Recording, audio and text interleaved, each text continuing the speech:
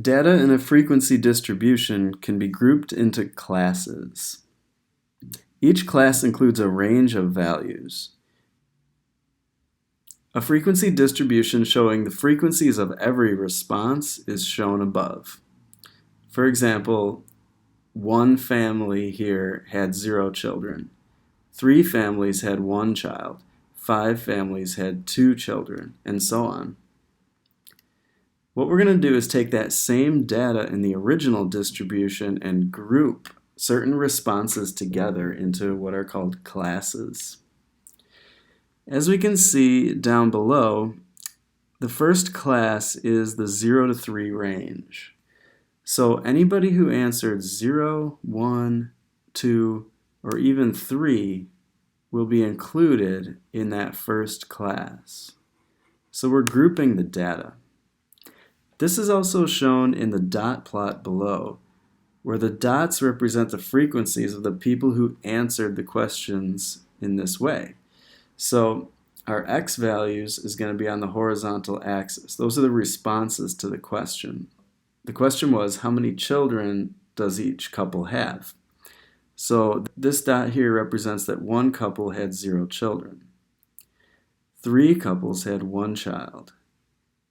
5 couples had 2 children, and 2 couples had 3 children. It goes along with the frequencies that are shown here. It's just in a different kind of diagram.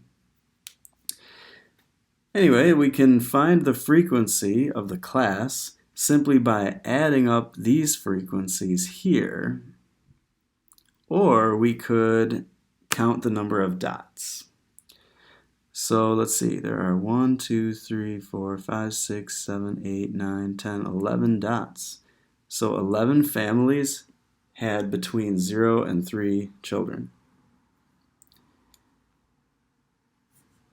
That's called the first class.